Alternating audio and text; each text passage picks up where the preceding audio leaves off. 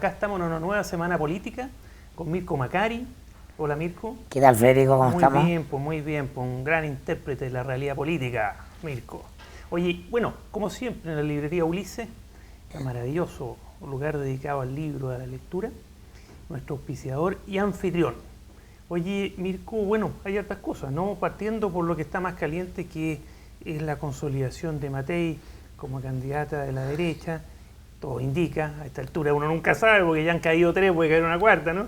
Claro, desde la semana política anterior, la semana pasada no tuvimos programa, justamente el día miércoles fue la repentina bajada de Longueira, con un anuncio muy polémico, y rápidamente todo el sector, polémico por cómo se hizo, te diría yo, aunque en general hubo un cierto consenso en el mundo político que en estos casos siempre actúa de manera corporativa.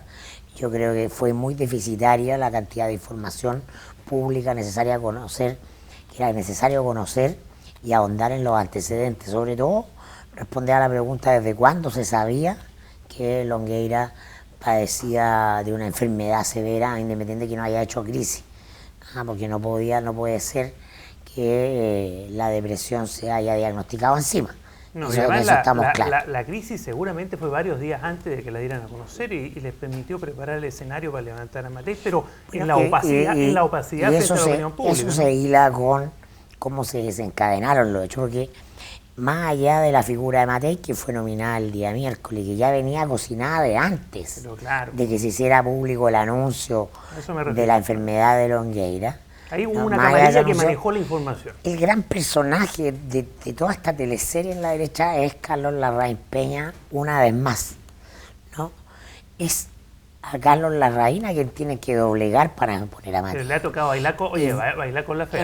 En esta le doblaron la manito, si uno quiere hacer la interpretación del minuto, pero hay que ver cómo sigue para adelante. ¿Por qué?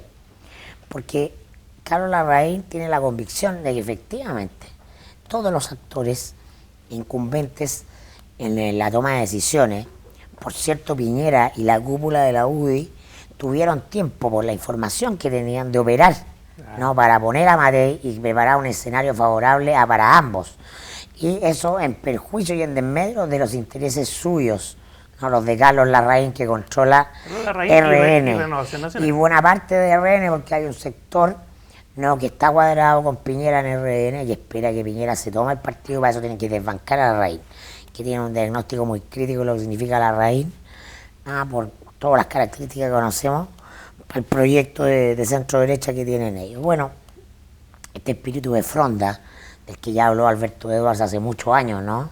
En la fronda aristocrática, y que es una constante en la política chilena, se manifiesta en este minuto, se ha manifestado por debajo de todos los dimes y diretes, la nominación de Matei, la bajada de Alamán, el intento de RN levantar, chapuceando algunos nombres ayer, y finalmente la decisión del Consejo de sumarse, de la Comisión Política, de sumarse a Matei, ¿no? Esto tiene que ver con una cuestión más grande, y tú lo puedes mirar como señales del estado de descomposición de la derecha, ¿no? El estado de la composición de la derecha sin proyecto, están buscando nombres sin un derrotero claro, sin una bitácora, sin una estrategia. Lo que es muy delicado para la democracia, ¿no? Tener una derecha tan débil, ¿no? El tipo de derecha que tenemos ha condicionado lo que es nuestra anémica democracia también, porque la derecha constituye el sentido común de la élite. Todos estos años la derecha ha puesto la música y la concertación, empieza a ganar el gobierno, a bailado, ¿no? La música de la derecha que es mucho más que su expresión política de los dos partidos, la UDI y RN, y por eso que su poder es inconmensurablemente superior a su representación política. Y caemos en el tema de la Constitución, y ahí viene hay una cultura, ¿no? Hay una cultura histórica profunda, la vinculación con el arraigada con el empresariado, el control de los medios de comunicación, la elaboración del sentido común, la elaboración del derecho, la asignación de estatus a través de los clubes que asignan privilegios, todos los lugares que se suponen que son de la élite los controla un cierto sentido común de derecha. Las tecnocracias que han emergido en el último tiempo finalmente han terminado siendo dominadas por la Universidad de Escotamil y ese mundo y esos paradigmas, ¿no? Por una serie de razones más profundas de enumerar, pero lo cierto es que estamos viendo en la crisis de la derecha política una crisis de sentido, de agenda del conjunto de la derecha. Esa expresión de eso, que los candidatos de la derecha se resfalen y se caigan, ¿no? Como patinadores en el hielo, por las razones que sean, personales o no, y te muestra un estado de descomposición general del sector y además reviviendo como una buena ópera, ¿no? El conflicto en la escena final que le dio origen con los mismos actores del conflicto inicial de comienzo de los 90. ¿No? Lo que te habla la que patrulla juvenil la vida efectivamente tiene mucho de comedia o de drama que van a ver algunos, pero lo interesante es este actor diferente, nuevo, que es Carlos Larraín. Y fíjate que efectivamente el día de hoy podemos decir que la derecha, entre comillas, se cuadra con Matei, porque en la comisión política de ayer, ¿qué es lo que prima? Prima el interés de corto plazo de los parlamentarios. Los que tienen mayor fuerza en la comisión política son los diputados y los senadores que van a la reelección, y por lo tanto lo que necesitan ellos es, en teoría, de acuerdo a lo que ellos estiman que es su mejor interés, una buena negociación parlamentaria y un clima de tranquilidad por el tiempo que queda para poder hacer la mejor campaña parlamentaria posible, ¿no? En cambio, el interés de Carlos Larraín es un interés más de mediano y largo plazo. Tiene que ver con potenciar RN, con no dejarse doblegar ante la UDI, con una RN vigorosa en algún momento, como ya ocurrió con el tema del binominal, lograr un pacto con el centro, con la democracia cristiana y con otros sectores, ¿no? Eso sí que tiene que ver con un tic de una derecha a los años conservadora, a los años 40 incluso, ¿no? Que operaba por cooptación. Claro, ahí hay todo un ethos de remembranza histórica de la raíz. Bueno, y por eso en el proyecto del panel es tan importante pararse con un candidato y sobre todo no doblegarse ante Piñera y ante la UDI. Porque la raíz cree que Piñera es nefasto para la derecha. Lo ha hecho saber además públicamente. No, porque no tiene sentido político y porque opera en función exclusiva de meros intereses personales, ¿no? Larraín, en cambio, tiene una visión, por supuesto, en la lógica de razón de fondo, de que él maneja una estructura corporativa donde él tiene un poder importante, pero finalmente una estructura corporativa, un partido, ¿no? Y que la derecha tiene que ser capaz de hacer política, de hacer finta, de jugar, y que todo excesiva influencia del mundo tecnocrático en la derecha y de empresarios con ambiciones de corto plazo como Piñera, cuyo último objetivo es ser presidente, ¿no? Usar las instituciones para un beneficio. Eso y mostrar buenas cifras lo destruye, eso destruye al sector. O sea, ahí el único que manifiesta un proyecto interesante es Piñera.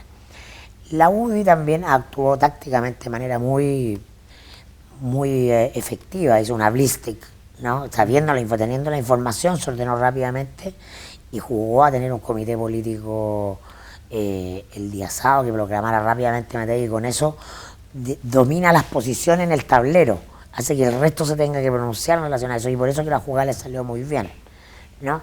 Sin embargo, no hay nadie en la UDI que se haga una pregunta fundamental, creo yo, que en ese partido, en ese grupo, que es ¿qué haría Jaime? Porque Jaime Guzmán tenía la capacidad de pensar 3, 4 jugadas para adelante, y yo siento que no hay nadie en la UDI hoy día pensando 3, 4 jugadas para adelante. Están todos reaccionando. De hecho, están todos reaccionando. Todo indica que es un partido que va en baja, ¿no? Por eso es el principal fundamento para decirte que hay una decadencia en la derecha, una decadencia de fin de ciclo, porque no tiene el control de las cosas y porque no hay proyección. Y Carlos Larraín tiene una última carta, y con esto terminamos el tema, Federico, independiente de para mí es decir que está por verse si Carlos Larraín va a jugársela al Consejo General que está proclamado al 3 de agosto. Lo único que puede proclamar oficialmente al candidato del partido es la instancia del Consejo General.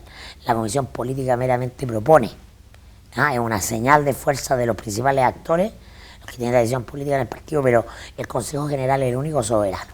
Está por verse si Carlos Larraín va a dar la madre de todas las batallas en ese consejo, o si se va a replegar tácticamente, se va a sumar a Matei y va a esperar otro momento para hacer otra jugada detrás de su proyecto. Lo que está claro es que él no se va a rendir ni se va a someter a Piñera tan fácil.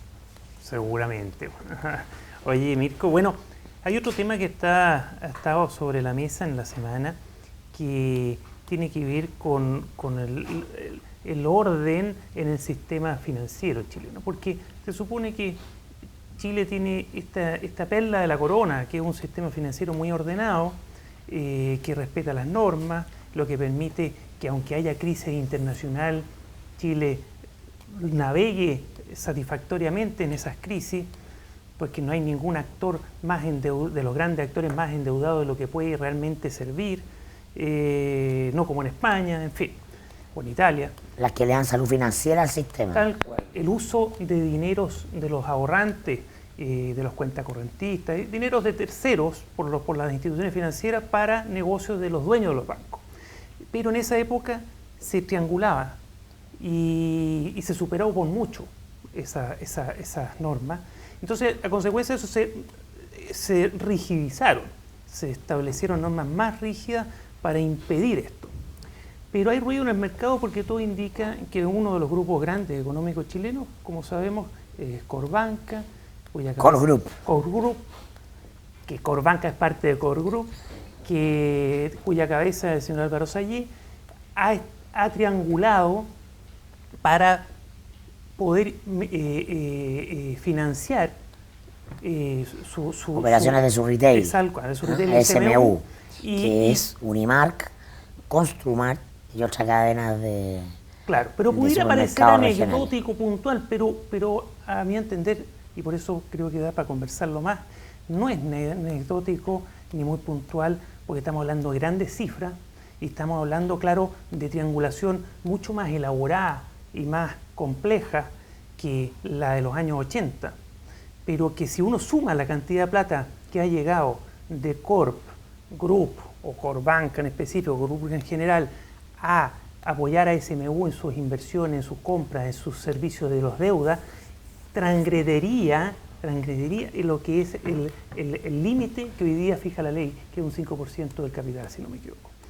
Entonces uno dice, bueno, si fuera un actor chico, nadie se da cuenta, pero estamos hablando de uno de los grandes actores del mercado, y si hoy día SMU no logra salir adelante, va a arrastrar seguramente parte importante de lo que hoy día, de las platas que hoy día maneja Corp Group.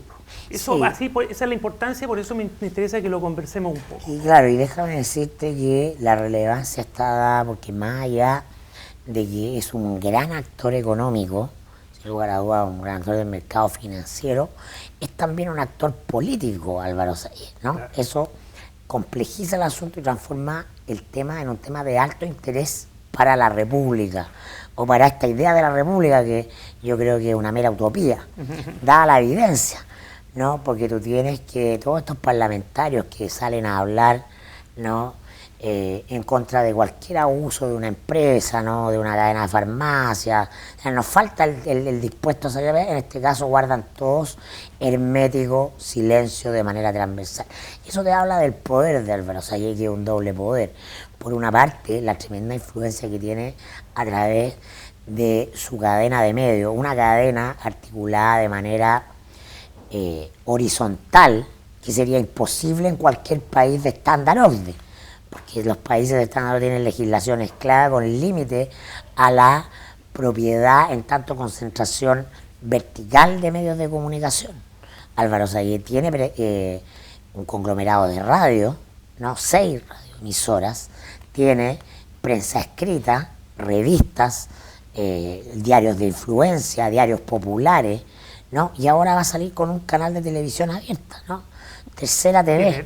Tiene televisión por cable, el 20% BTR. Claro, financia CIPER, tiene 3 directores en CIPER, un gran centro de investigación que desnuda, ¿no?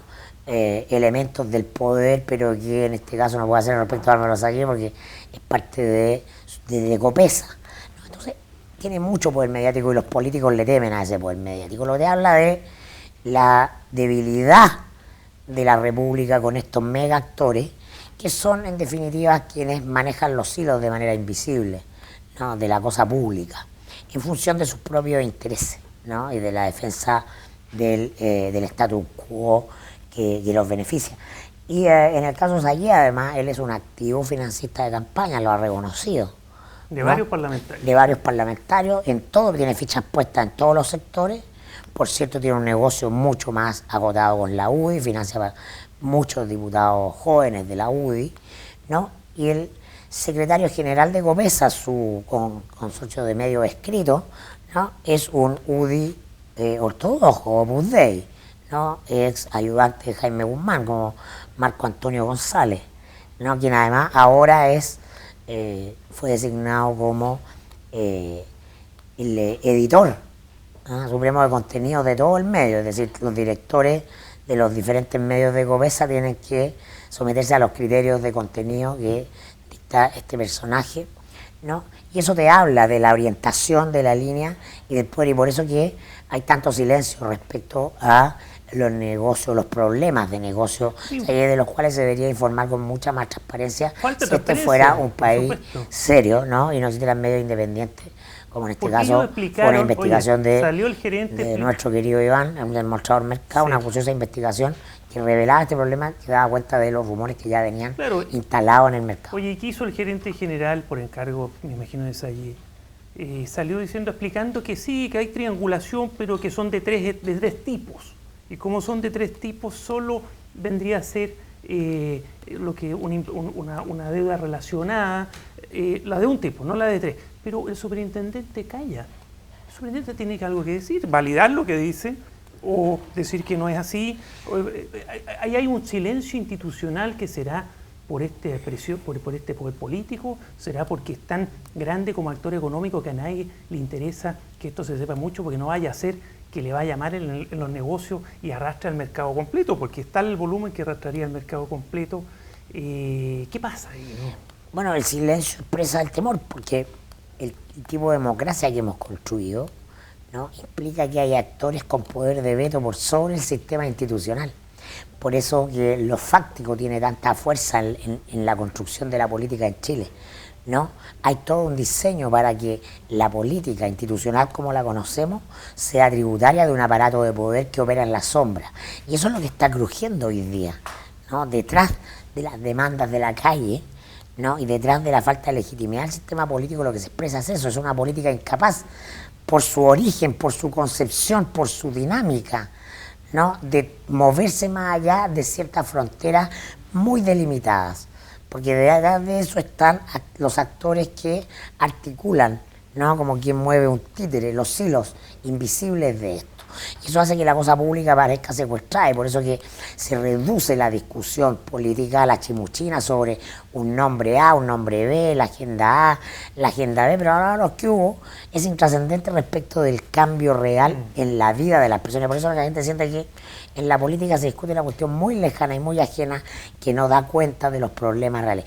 Y eso es lo que está crujiendo. Este tema me tiene preocupado por lo que tú dices, me tiene preocupado que haya un tal silencio, porque claro, se sabe que hay triangulación, pero se dice que está dentro de la ley, no obstante, pero hay que investigarlo, la autoridad política tiene que investigarlo, y si hay infracción a la ley es gravísimo, y tienen que hacerse las denuncias civiles, penales, es muy complejo. Y el superintendente de banco, Federico, era columnista de La Tercera, uno de los medios del señor Sayegh, para empezar a conversar. Pero ahora tiene que cumplir la pega él y otros actores del sistema, porque tenemos a uno de los grandes grupos donde hay ruido de que está poniendo más dinero de lo que puede poner y poniendo por lo mismo en riesgo para apoyar SMU, y poniendo por lo mismo en riesgo el sistema completo, si son volúmenes $1.000 y tantos millones de dólares. Sí, por cierto, si que existe este concubinato de la élite chilena, es el problema que hace que el país esté estancado, ¿no? Porque los intereses se relacionan de todos con todos. Oye, vamos a una pequeña nueva sección. Sí, pues. Preguntas desde las redes sociales. Preguntas desde Facebook, ¿no?, que nuestra editora de redes sociales, Cintia Páez, me hizo llegar. Voy a responder plantear dos preguntas. Una de Norma Holstein, que dice: ¿qué hay de cierto en que la bajada de Alamán se debió a que la Matei reflotó el caso de droga del Congreso? No, el caso Droga no reflotó. El caso Droga fue un episodio más que habla de esta guerra que han tenido Alamán con la Matei desde el quiebre de la patrulla juvenil, ¿no? Y por cierto que Alamán entiende que ir a una primaria o a un evento de elección interna de la derecha contra Matei puede ser una guerra civil real. Oye, ¿no? el que era un actor de ese grupo también era Piñera. Pasa que Piñera ha sabido distanciarse, ¿no? La animadversión que quedó instalada para siempre, todo el resto se recompuso y se supeditó al problema, a los problemas políticos. La única que quedó quebrada para siempre es la de Alamán con Matei, y ella siempre lo ha buscado a él, no para enrostrarlo, para bajarlo, para criticarlo, ¿no? Alamán leyó que esto era una guerra civil que podía terminar hundiéndolo a los dos, ¿no? Y que probablemente podía no tener fondo. La otra pregunta es de Vicky Ivonne. Dice, ¿no será que todo este show de bajada, de subida en la derecha es para evitar la discusión en el Congreso de 1, sueldo mínimo, 2, discusión de cambio al binominal? No creo que esté tan diseñado como eso, pero ella tiene, Vicky Ivonne, un punto, que es lo farandulesca de nuestra agenda, donde siempre lo principal se dé terreno a los accesorios.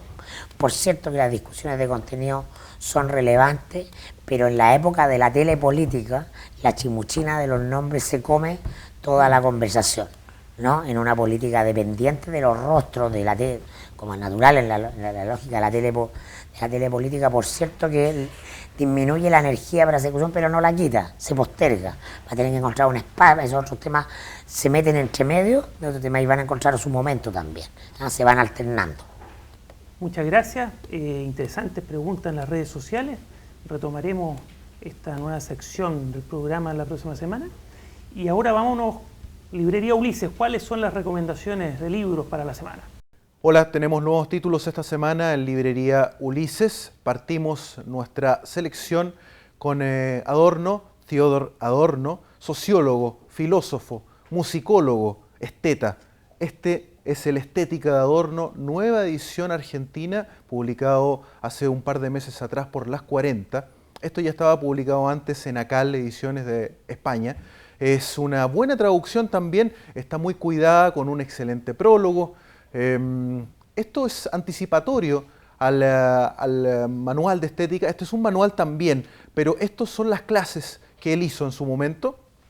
Estas son las clases que él hizo en su momento en Alemania y son publicadas principalmente a modo de preludio a lo que fue después el estética propiamente tal. Acá aparecen todos los conceptos fundamentales que tuvieron que ver y estuvieron enlazados principalmente con la estética de Hegel, muy influenciado esto por Benjamin, con sus conversaciones con Krakauer también. Así que es un texto fundamental, material de estudio ineludible. Un texto más duro, eso sí, pero permite entender justamente y asomarse a las problemáticas de estética actuales.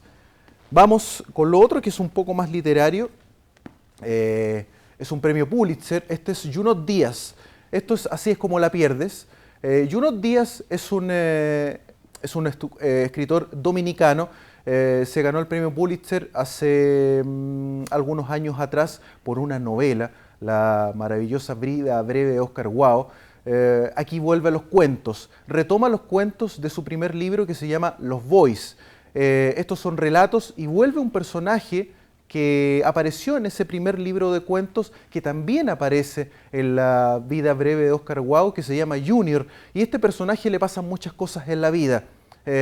Conoce chicas. Esto viene con un texto Spanglish que está bastante bien adecuado por la traducción. A pesar de ser un escritor dominicano, Junot Díaz escribe en inglés y la traducción aquí es un tema, porque sus historias radican en la gente común, en la gente simple, en la gente sencilla, no son las altas esferas y por eso mismo el lenguaje no es tan elevado, pero eso no hace que la lectura de Junot Díaz se transforme en una lectura de las clases bajas. No es así, el tipo escribe muy bien. Hay que entender algunos términos, sí, hay una glosa ahí que de repente se nos pierde un poco, pero yo diría que no hay mucho que hacer. Una adecuada vuelta a la escritura de Junot Díaz y una serie de relatos bastante amenos y muy ágiles. Finalmente, terminamos con un rescate. Esto es John Fante, El vino de la juventud. Es una antología de relatos publicados hace mucho tiempo atrás por John Fante. Esto no es nuevo, hace mucho tiempo que no aparecía esto antologado. En las novelas de John Fante, especialmente la tetralogía que tiene que ver con Bandini, esto le reportó la gran fama que actualmente ostenta. Por ahí hay un segmento de prensa que sería uno de los escritores desconocidos más famosos de la actualidad. Y eso tiene mucha relación con la fama que le hizo Bukowski, que alentó en buena medida a que Fante publicara sus textos y también le hizo muy buena prensa. Cuando Bukowski se hacía conocido por sus insolencias, mencionaba mucho a John Fante que había que leerlo.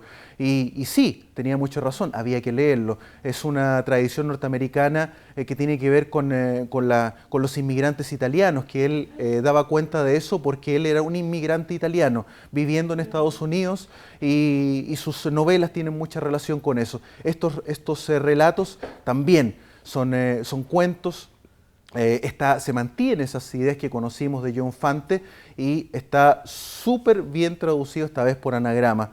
No tenemos nada que decir con respecto a esta edición, en otras sí, pero en esta no. Son las recomendaciones de esta semana en Librería Ulises.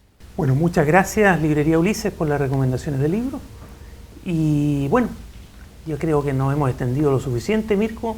Nos vemos la próxima semana, muchas gracias. Nos vemos la otra semana. Muchas gracias a la Librería Ulises, nuestro anfitrión y auspiciador. Nos vemos.